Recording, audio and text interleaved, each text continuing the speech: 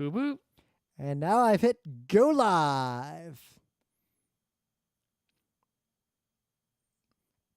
All right. I think we're good. It's Wednesday, January 4th, 2023. I'm Rim. I'm Scott. And this is Geek Nights. Tonight, we are talking about Keanu Reeves' Berserker. It won't hit you like a truck, but I don't know. It's basically just Keanu Reeves as Wolverine. Just jumping on a little bit on the review. A little more than Wolverine. He's a little more than Wolverine, but there's big Wolverine vibes. And I just read an interview right before the show where someone was like, so your character's a lot like Wolverine. And Keanu Reeves' response is like, yeah, I fucking love Wolverine. I wanted to play Wolverine. Wolverine's awesome. Which, yeah, like it. I don't think I guess he could kind of do Wolverine, but... Yeah, well, the interviewer was very much like, oh, you would be a great Wolverine. Depends on what kind of Wolverine you were going for. You don't want anything negative when you're interviewing. No. You're trying to be good with famous. That's right. You only say bad things to a famous person if you're trying to provoke a reaction from them, or you're about to drop the bomb of like, let's talk about the scandal that you don't know about. Anyway, ask that to the person to their face. Come on. It depends on the exact situation. But anyway, so it's Wednesday, not Tuesday. Not going to dwell on hockey too much, but there was the hockey game last night between the Rangers and the Carolina Hurricane was actually like, that was a fucking great hockey game, other than a really weird call at the end that I understand now, but it kind of gave the Rangers the game. Yeah, pretty much. And I have seen. I mean, they were already ahead, but it was like a free seal the deal. It's like, yep, like didn't even need the empty net. It was just over. Give you one more, so they can't win. They can't catch up. Right? Yep. But it's on one hand, I gotta preface this because as a Rangers fan, it always feels like the Rangers are usually on the wrong side of iffy calls, but it does literally feel like that. Yet so many Rangers fans, I don't do this, right? I call it out, but so many Rangers fans are always saying, the league has it in for the Rangers. It's like, no, the league does not have it in for the Rangers. Right? And I'm like, what the hell is wrong with you? If anything, the league wants the Rangers to win. One of the biggest, most expensive teams with the most fans. It's like the league wants the Rangers to win real bad. Yeah. They don't want them to. They make a lot more money overall if the Rangers win the Stanley Cup than if Buffalo wins it. Yeah, it's pretty much like if the league had their way, it would be all New York, Toronto all the time. Right? They wouldn't. There's a way to do a hockey league. You have a league that's, forget Original 6, Original 2. It's just 2 teams. It's the best players, and it's just this 50-50 nonsense game. All-star game, but actually that's the only... All-star game, but that's it, and every player would... You could just make a league that only has 2 teams. Yep. And they play 7 games a year, and that's it. The end. I would... The 7. Up to 7 games a year. I would watch that, but also that would be an okay way. If you got an esport that's not big enough to have a real ecosystem, that's the kind of league you make to get some buzz without having to make a full league with a bunch of teams. I mean, you think about it, it's sort of the way the individual sports work. It's like tennis. There's 4 tennises a year that really matter, and the rest are lower tennises. That's true. And the tennis nerds pay attention to the rest. There's a lot of people, but it's still tournaments with, individual champions, and that's, Yep. But basically, there's this play at the end of the game where the Rangers... So one of the members of the Carolina Hurricanes was holding a hockey stick, and the stick just broke, which happens. Well, it was against the boards, and someone banged into it, and it broke. But they break. These are extremely dangerous, powerful people. The kind of person where if they, if one of them punched me or Scott, we would just die, probably. Hockey sticks break often. Yep. I've broke hockey sticks when I was a kid, especially, but these are special hockey sticks. Anyway, the rule in hockey is you can't play with a broken stick. So if you play with a broken stick, because that is extremely dangerous, a broken hockey stick is basically a super sharp spear. Yep. So the rule is if your stick breaks, you have to drop it immediately, and it is a penalty if you play at all with it. So, but in my entire life of watching hockey, that's been the rule, right? And just about any hockey game you watch, you're going to see at least once, if not more than once, hockey stick broken.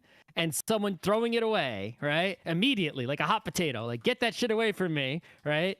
Because you don't want a penalty and you don't want to hurt someone also, right? Both. So, and that's every single time in my entire life of all the hockey I've watched at every level. There's been many, many, many broken sticks, and every single time someone immediately throws the stick away, and I've never seen the penalty called because it never needed to be called. Yep. Right? Nobody ever actually tried to play with the broken stick. All right, the average NHL player will go through about 200 sticks a season. But that's not that they break 200 sticks, is that sticks wear out, or they just change a stick every game or whatever, right? And that's 80-something games. So that's like 2 sticks a game, 2 to 3 sticks a game. No big deal. Yep. So in this situation, the penalty got called, and it's a situation where by the letter of the rules of hockey, that was the right call. But simultaneously, the stick was broken for like about a second, maybe 1 second at most, but longer than usual, right? In terms, but that would have been fine, because it turns out the rule is if you are holding a broken stick and the stick itself affects the play in any way, that is the penalty. So whether or not you know it's broken does not matter. So in the end, I mean, I feel like the Rangers were going to win anyway, but it felt good, even though I'm sure my perception that luck goes against the Rangers more often than for them is wrong. I'm sure that every hockey fan on earth believes that about their team. But you know what? I'll take it when luck goes our way, because how many pucks bounced off that fucking... If that call was made against my team, I would be super mad. If a Carolina fan said that was a bullshit call, I'd say, yes, you're right, but I'll take it. Yep. I feel like I'll take it is a very hockey response, not other sports. Unlike earlier in the season, right, when there was the guy, Makar, there was a tripping. He drew a tripping penalty, but he didn't. He fell on his own, and he told the ref, no, don't call the penalty, and the ref didn't. It's like I wouldn't do that. This is if it was just a whatever game. No, that is too honorable. That is like a Klingon letting another Klingon just kill them because of honor.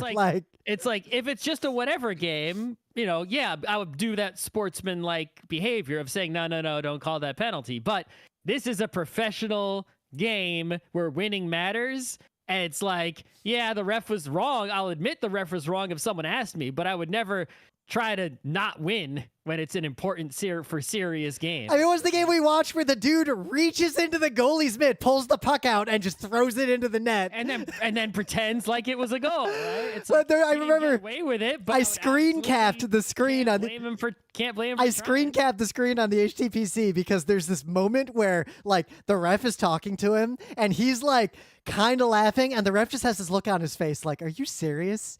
You're gonna waste there's maybe 20,000 people in just here, and all the people at home watching. You're gonna waste all our time watching a replay to take away this goal when you just threw the puck in the net with your hand." So anyway, in the news, this is too big a deal to not talk about, but I'm not going to dwell on it because it's Wednesday. We're going to talk about comics, but something just happened in the U.S. House of Representatives that has not happened in 100 years. And it's happened more than once before, though. No, it has happened 14 times. Three? No, so that's more than I thought. It has happened 14 times in American history, and the last time it happened was in the year 1923. And in 1923, it was kind of a ridiculous circumstance. Every single other time that it happened was in the lead up to the Civil War. It was sort of a sign that the Civil War was about to happen. For real. Every single time it happened, other than 1923, was in the lead up to the Civil War and was about slavery. So it stopped happening after the Civil War. It happened once in 1923 with some weird fucked up nonsense. And now it just happened. And as of today, they voted 6 times and failed. There is no Speaker of the House in the United States. And the short summary of this, because this is arcane rules that even American politicians don't super know. Like that football game where there was a tie and not everyone really knew how ties worked. It's kind of like that. But for once, for you non-USians, the rule is actually so simple It's almost ludicrous. It's one sentence in the Constitution. Yeah, it's literally the actual Constitution. It's not even like some other obscure law. It's literally one sentence in the Constitution. There's no like wriggle room for interpretation. It's really straightforward. Every time there's a new Congress, which is every time we have a vote for the House of Representatives, the first thing they do is they bring in all the new members. Like, hey, you're all here. We formed our new House. We're starting our new Congress. The next thing they do is the whole House just votes on who the Speaker of the House is. The thing is, political parties don't exist as far as the American Constitution is concerned. They're just a thing that people do. They're not in. There's no rules about them. Like, they don't exist in our government. For whoever you wanted. At least you can vote for someone who's in the room, right? Yeah.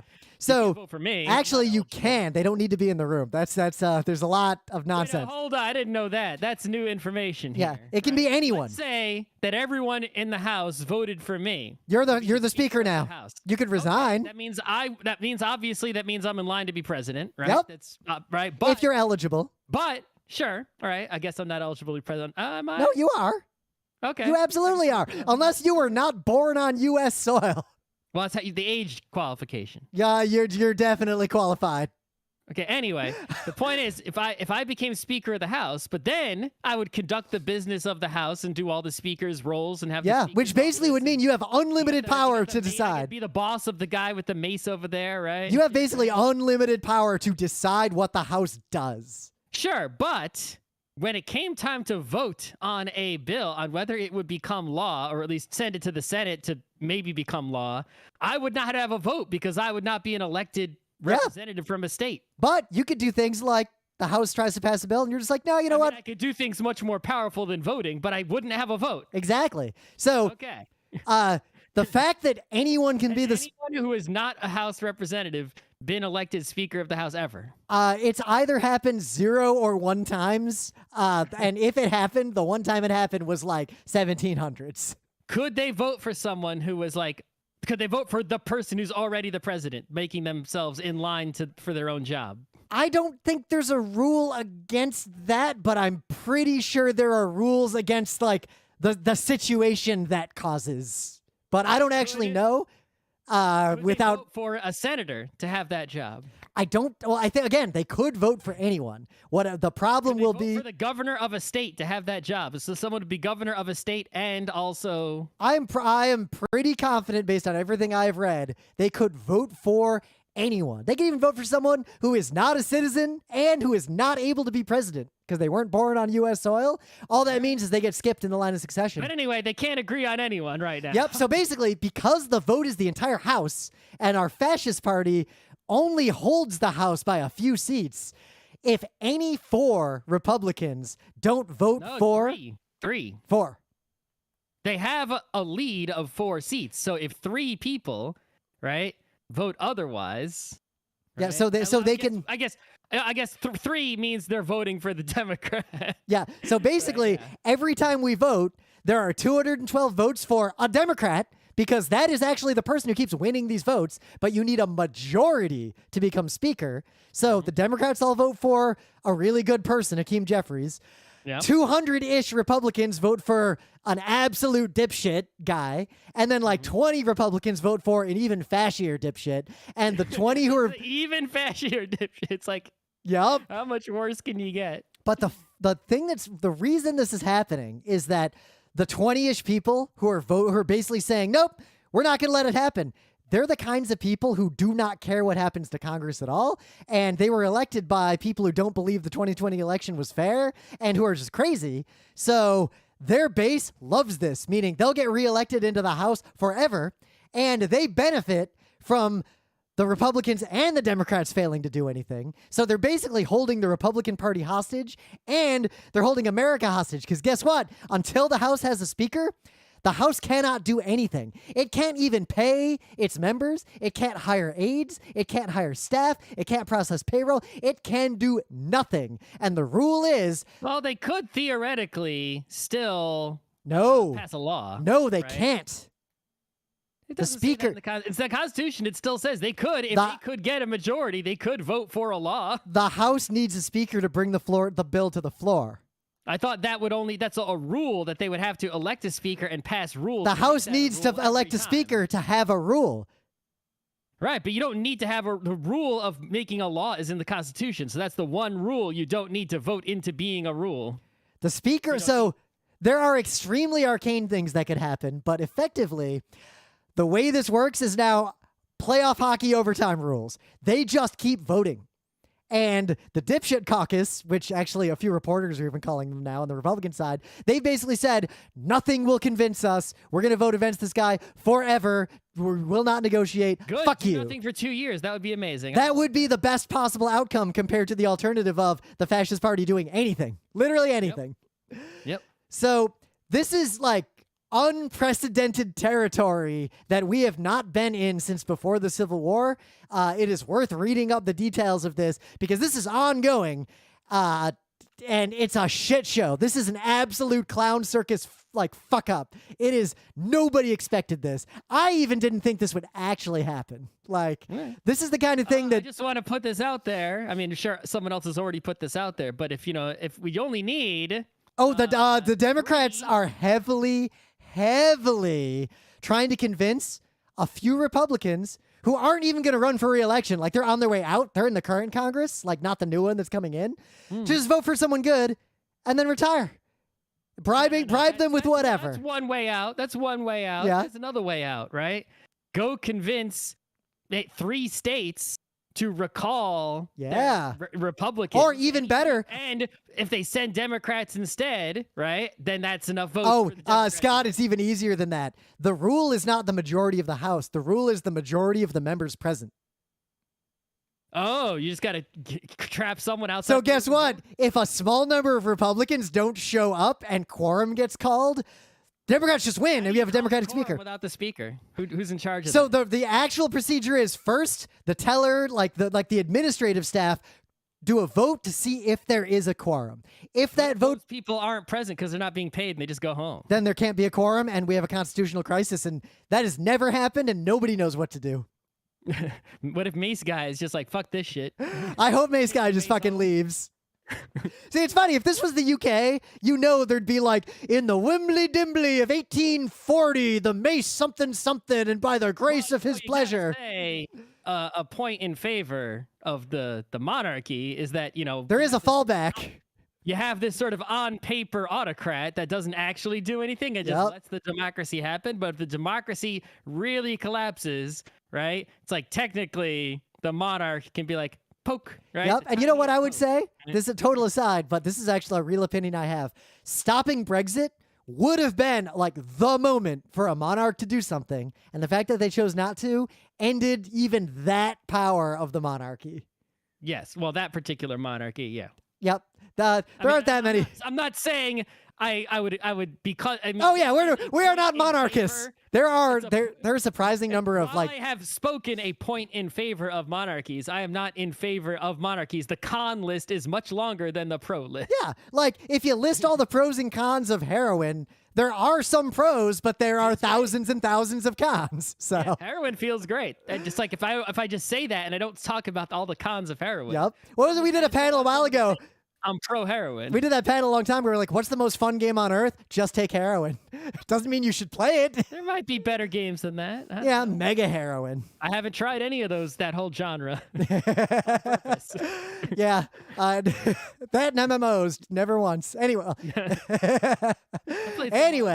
in some animation news, because I don't want to dwell on that, you can read an article that'll be way more informed than I am about the arcane procedures of the American House.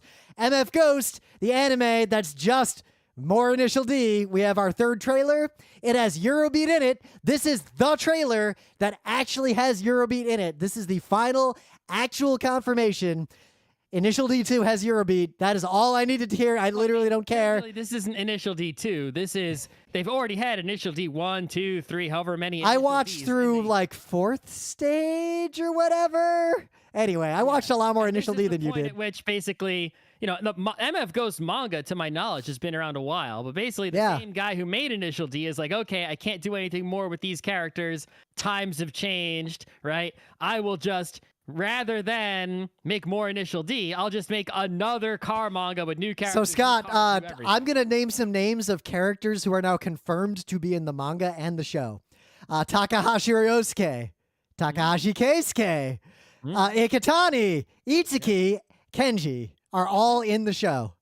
Okay. Well, It literally is following the dream project that they started in Initial D. So it really is kind of just, it is, I guess. So, yeah, this is going to be the dumbest show that I watch. You got any news?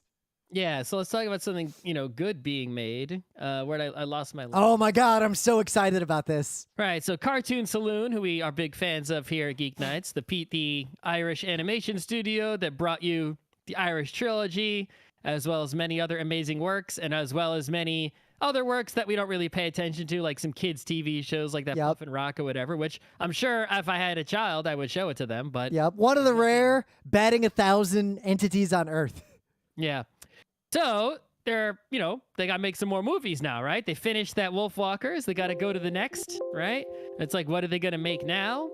It's like, well, wisely, they're not like, okay, guy who's directed everything we've made, make something again. It's like, let's get some new people in here. We'll animate what they want instead, right? So someone I've never heard of, but has an Oscar nomination, named Louise Bagnall. I hope I'm pronouncing their name correctly. They made a short called Late Afternoon, which I think was the Oscar nominated thing. I think they also made, let's see, Car Development, Oscar nominated debut feature, Julián. Right. Okay, so there's a book called Julián is a Mermaid by Jessica Love. And Louise Bagnall is going to direct the full-length animated feature adaptation of Julián is a Mermaid, but it's only called Julián. And Cartoon Saloon, the same studio that did the Wolfwalkers and the Song of the Sea and all that, is going to be the studio receiving that direction. We got it sorted. The point is, Julián is a Mermaid is like an awesome story. It's obviously a kid's book, right? But it's an awesome story about New York. So it's like, yep, they finished their Ireland and like, where are we going next? New York. That's right. Yep. Let's go. Right alongside, we're both reading, or I'll be imminently reading as I finish A Leaf the Unseen, the World We Make, which seems like I'm just going to burn through that thing pretty quick. Mm-hmm. So yeah, who knows when this is coming out or how it's coming out or anything. Whenever it comes out, I imagine we will be in the theater seeing it in New York because you can see any animated movie in New York when it comes out. And I highly encourage you to see this sight unseen. You don't need a review to know to go see this movie. I mean, this is in a super early stage, right? It says they're gonna pitch it in March at a French event or whatever. So it's like it's in the pitching phase, I guess. They're trying to get some monies and whatnot. But it's like, so far, anytime, usually when I see a news about a movie, especially movies that early, you can't say it's going to happen because like Mouse Guard had people animating it and it didn't happen, right? They filmed whole movies and they never got released. But Cartoon Saloon has never failed to release a thing that they have, mentioned publicly. They've always found a way. So I'm confident that within maybe a few years, we will see this, and that'll be pretty good. All right, that'll be the spot for Things of the Day.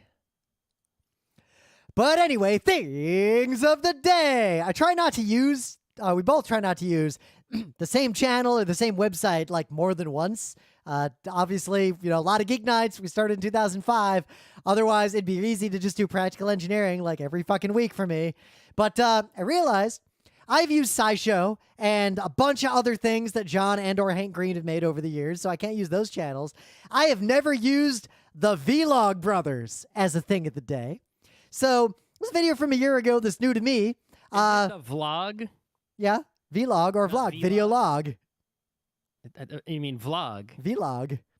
Vlog? Yeah. I got to post an article on my Vlog. What was the guy in that video who calls it his homepage? Anyway. Page. So this video is titled So Orange Juice Isn't What It Seems. And one, it's really funny. Like Hank Green definitely has evolved and extremely. I watched it. It's a YouTube yelly guy. I think Hank Green's style is extremely funny. I actually very much like his evolved current, like the style he grew into about 5 years ago. Did not lol. No lols. Well, you don't laugh at anything. But I laugh at it's actually funny. But the more important thing Right is that now. this video sort of condenses all the things I think about orange juice very succinctly into a video, and none of this is new to me or Scott, but if you drink orange juice and you think you know anything about the orange juice you're drinking, you're probably wrong. And also, orange juice is not better for you than just fucking soda. Like, I still drink orange juice. I love orange juice, but in the words of Hank Green, it's just candy water. Well, the one thing he doesn't mention, which is what I did to basically stop drinking orange juice, which is, he compares, the fresh orange juice, right? Get oranges and squeeze them, right?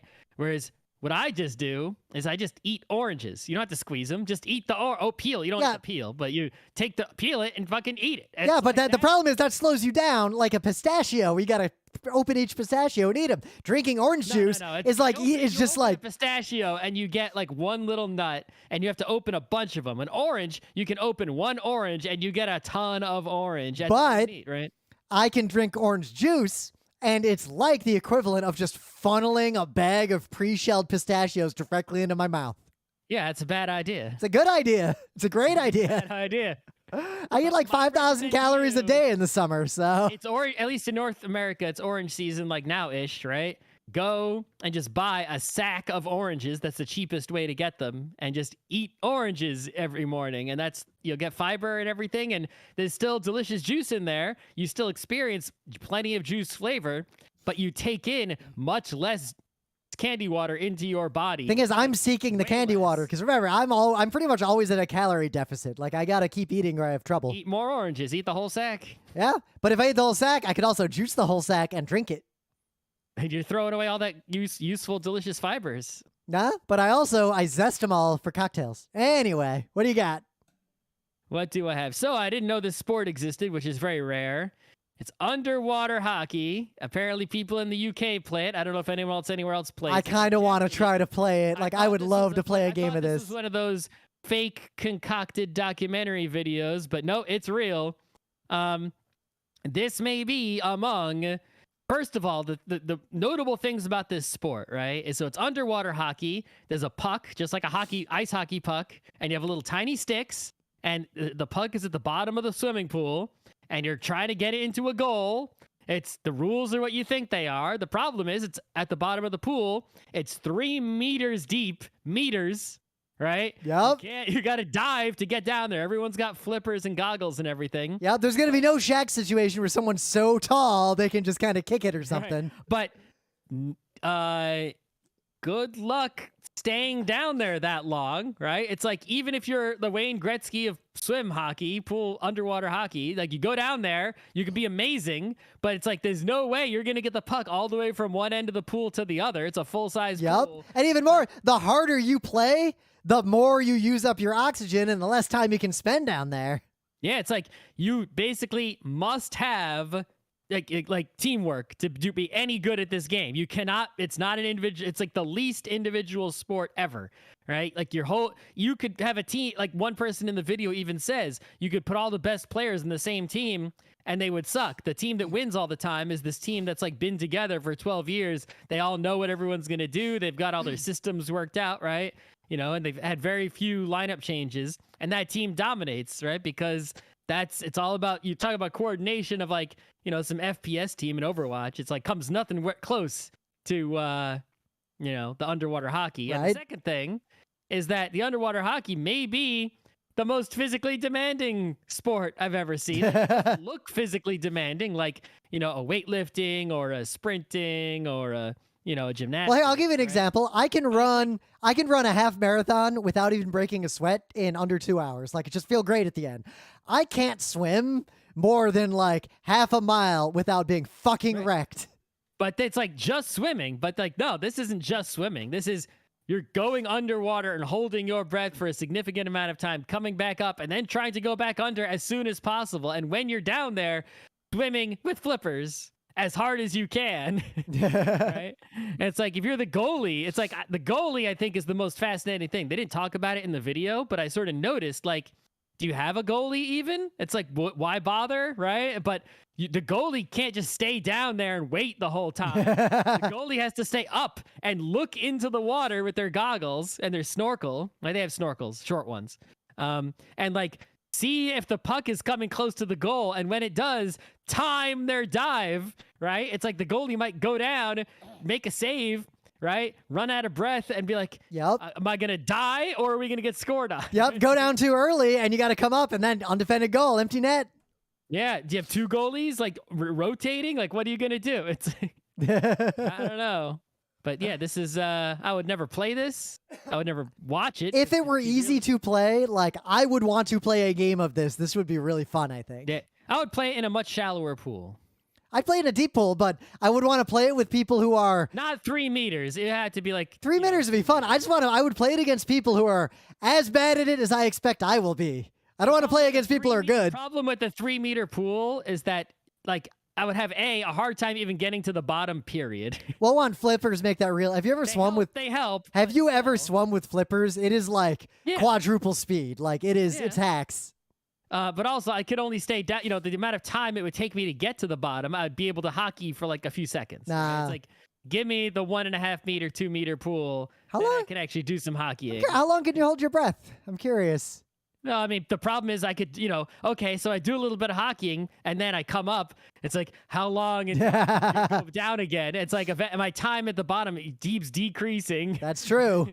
Because you can train yourself with hypoxic training to be able to work harder with less air. Doesn't that significantly shorten your life?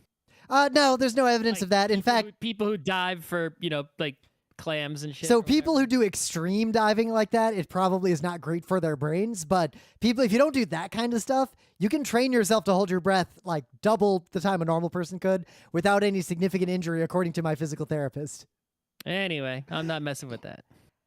But anyway, in the meta moment, the GeekNights Book Club book, Alif the Unseen. I'm going to be out of town next week for a work trip in Germany. So we'll either do the show the following week, which would be an off day because that's another Monday, Wednesday week, or right after I get back from a separate, unrelated ski trip in Vail. So finish Alif the Unseen in January because we're going to do an episode at the latest in the first part of February.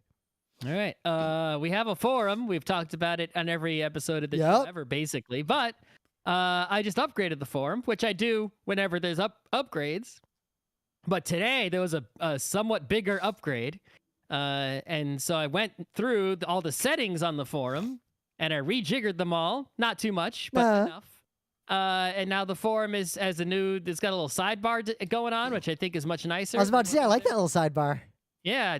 So I'm like, all right. If anyone's mad about that, they can go kick rocks. So right? if Twitter's got you down and you don't know how the fuck Mastodon works, because good luck actually knowing every detail. Mastodon is not hard to describe how it works. It's just email. Yeah. The same thing as email. I have found... You understand how email works? I have found that most of the people who are saying Mastodon is complicated are just not like getting that basic concept. If you understand email, you understand Mastodon. Yep. Same the thing. federated timeline is harder for people to understand. Mastodon does, but it's not necessary. It's not part of... what I don't understand is people are really, protocol. really butthurt about that tab, but you don't even have to look at that tab, and not all the Mastodon instances even have that tab.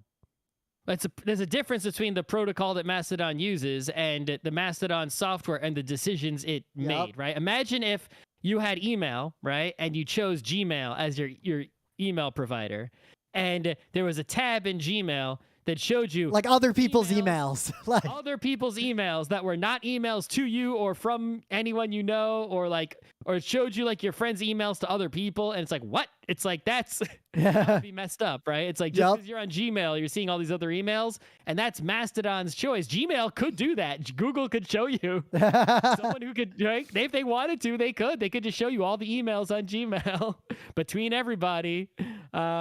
They just choose not to. But just saying, if that's all got you down, the GeekNights forum launched before Twitter and is still going. Web forums are an art that has come and gone over the years, but I think they do something that other things don't do, and I would like to see a resurgence of forums again. Yep. I like forums. Forums are how you can type a lot of words without annoying all your friends. Mm-hmm. All right. And Mark. So, Berserker, if you look at the cover, Berserker is just Keanu Reeves. The the Berserker. And it's a comic by Keanu Reeves and about a character who is clearly played by Keanu Reeves. Yeah, I'm not sure how much he's actually contributed to the writing, but well, he's credited as a writer. Yeah, Keanu Reeves and Matt Kindt.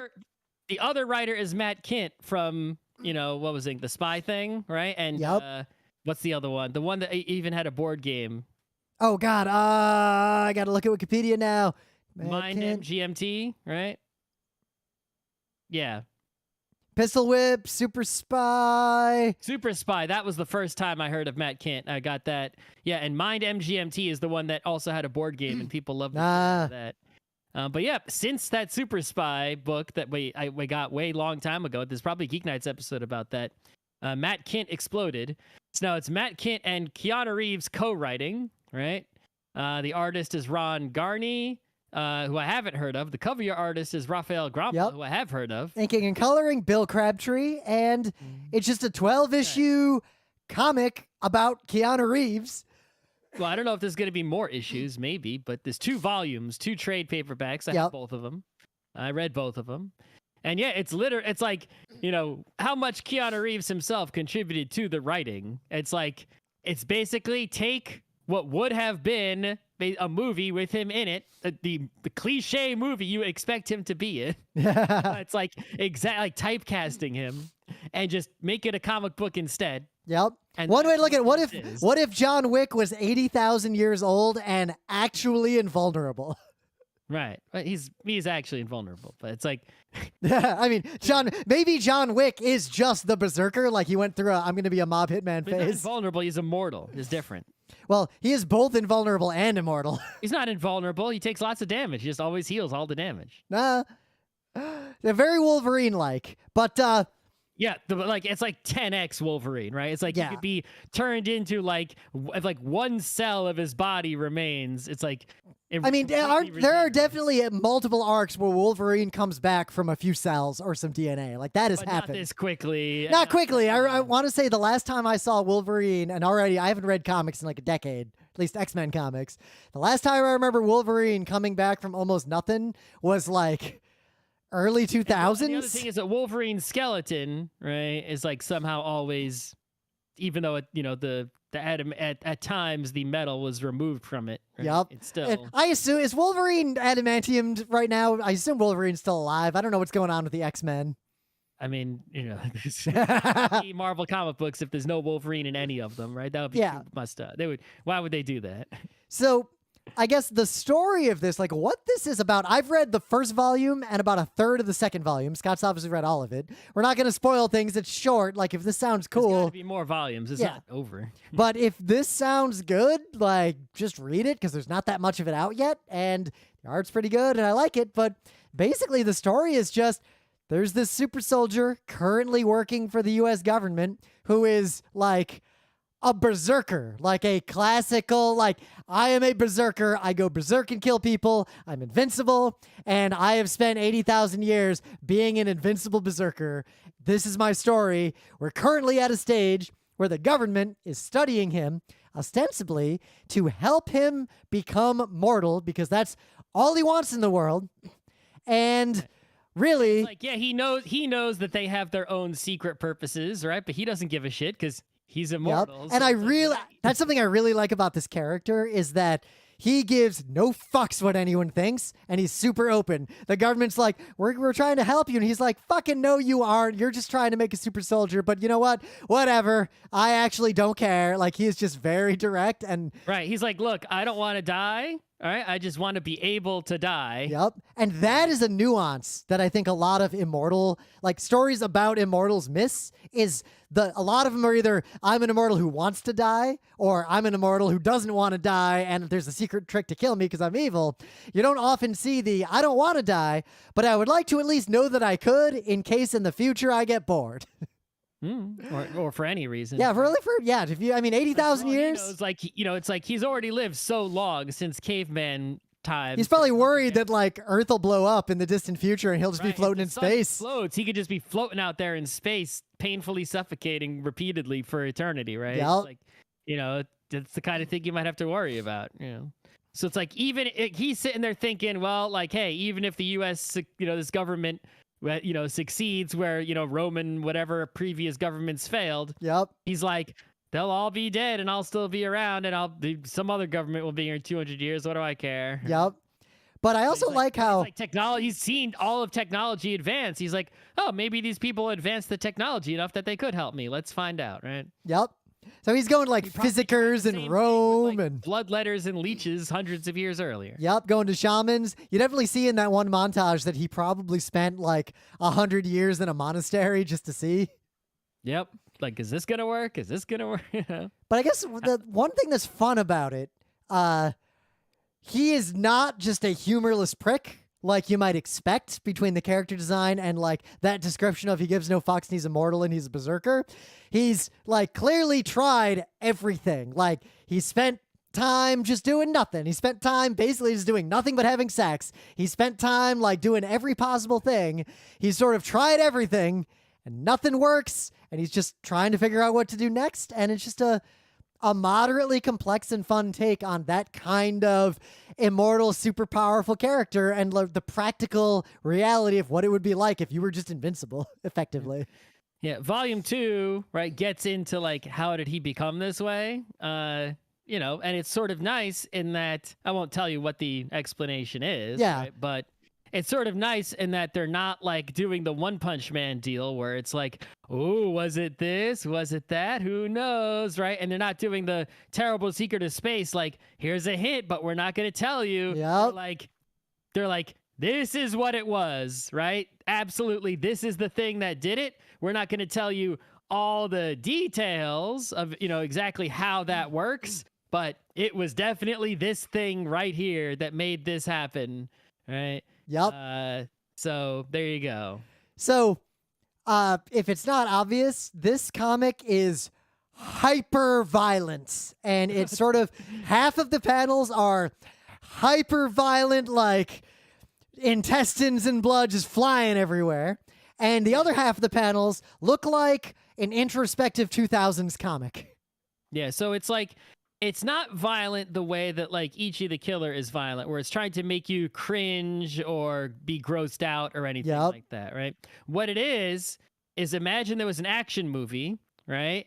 But when someone got shot, what happened to their body is what happens to a body when it gets shot or cut in half with a sword. Yep, but the body just keeps moving, like. Right, but the camera doesn't move away, right? They're actually drawing. It's it's a still image. I think if this was like a movie, I'd probably get sick, maybe.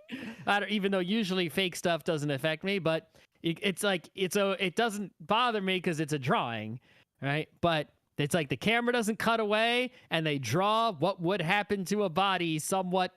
Yep. He's close to what would happen. Well, especially because this is an immortal This is an immortal berserker. So if you were fighting, say, an army of people, and you are literally immortal, and you know that they can't actually hurt you, like how would you fight? And this kind of leans into what that might look like pretty hard. Yeah, it's like he gets shot, he keeps going, he gets a sword in him, he gets his arm cut off. There's one scene where someone has a grenade and he just like grabs the grenade and just holds it in front of the guy and just waits for it to go off. Like, yeah. That's the kind of thing, you have this core concept and it's like, hey, how can we play around with this, right? What stuff can we make happen, Yep. Given that core conceit. And there's a bunch of characters and they're all like interesting enough. Like, it doesn't really zoom in on a lot of the characters. It seems like it mostly zooms in on him, the researcher who's working with him. Well, I think that's on purpose that a lot, the only really characters that get any time are like, the therapist and the scientist, right? Or people in his backstory, but even they aren't around long.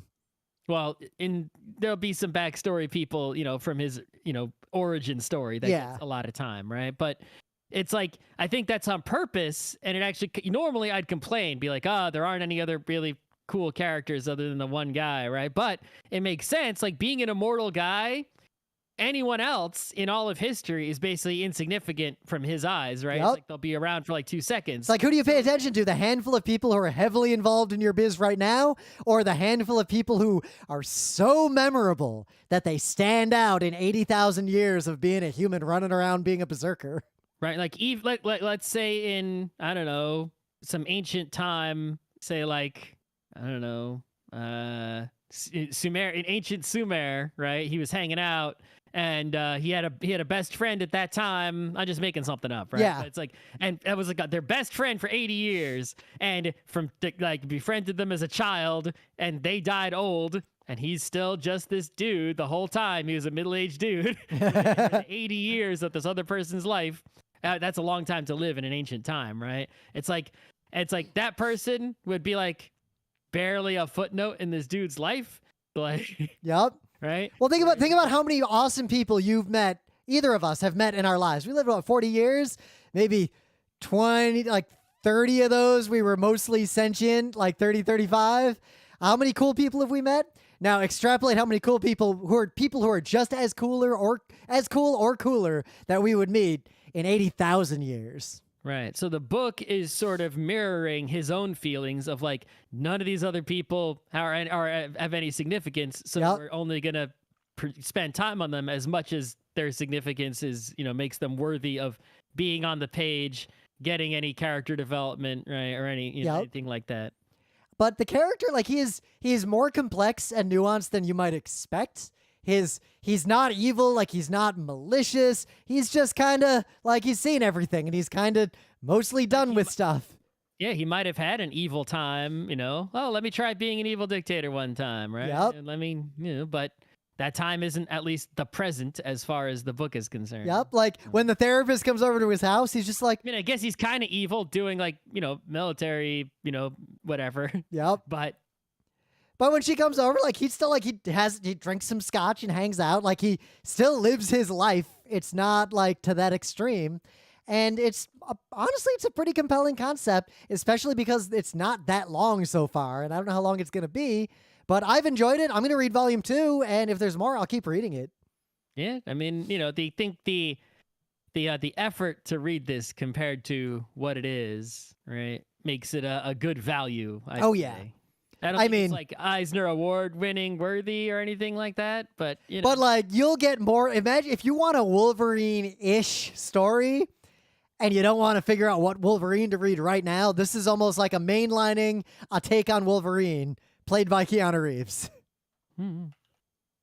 I don't know if it'll like it's an interesting thing to think about if someone's going to make like an adaptation of this, right? Because it's like, well, I saw some talk that I saw some talk that Keanu actually said he wanted it to be a comic because he wanted to do a kind of story that's hard to tell in a traditional movie, like having those juxtapositions with the panels. Yeah, but it's almost like the dude has already made at least 2 or 3 many movies that are basically right along this line. Yep. Right. So it's like, you could have just gone directly to movie. It's like the fact that he went to comic instead, it makes it seem like this isn't one of those plays where you make the comic to make to sell the movie. Yep. It's like, it seems like they just wanted to make the comic, right? Imagine if Keanu Reeves went to a studio and took this as a script and said, I want to make this movie and star in it. They would say yes. They would say yes, please. And they would get funding because it would definitely make money. Like they would just do it. Yeah. So it's like, I think it's going to be comic only. It's like, hey, you got one of those, I think every person in the movie biz, right, sort of has a huge pile of scripts and ideas and things that didn't get released and whatever, things that, it probably like maybe 100 movies die in some fashion in order for one to actually get made, right? So this is just, one way to take one of those hundreds and put it into the world somehow in a published form, right? But I love this note from this interview with Keanu because the interviewer is like, I couldn't help but think a lot about Wolverine. Were you thinking about Wolverine? And Keanu Reeves responds with, I mean, for me, it's one of my favorite characters. It had a strong influence on me. It's impacted me. But we're also stepping into werewolves and vampires. Yep. So yeah, worth reading. I think that if there's any chance of adaptation, it would be like an animated Netflix dealy kind of, Yep, you could do something cool with that. Happen. You can, or I could see, the tie-in video game. There's a lot of other ways they could go if they wanted to like have adjacent properties. What is it? The video game would be like Wario. You can't die. Wow. Yeah, it's just make it like Dynasty Warriors, but you literally just can't die, and it's Wario. Like, the Chinese Empire collapsed. No, your goal is to die. Yeah. Try to die. All right, well, all these guys are attacking you. Well, I'm trying to die. I'll let them hit me. I'd make it, you doesn't can't kill pause you. it, and if you quit the game, it ostensibly just keeps running. And when you come back, you're just laying there dead, and you reform, and, like, the clock has just moved forward. You can't fast forward when you're reforming. Yeah. Wait. Maybe you can click a button to be reformed. Like, when is the next point I'll be reformed? Yeah, it's come back in 12 hours and we can play again. Yep. If you ever click that button and No, you have don't... to keep the game running for the 12 hours. Turn it on. Just make it one of those idlers. It's just him killing people, and you just wait. You just get a kill count. Oh, it never ends. Yeah. Idle. Number goes up, and history progresses like civilization. That's probably a good enough show.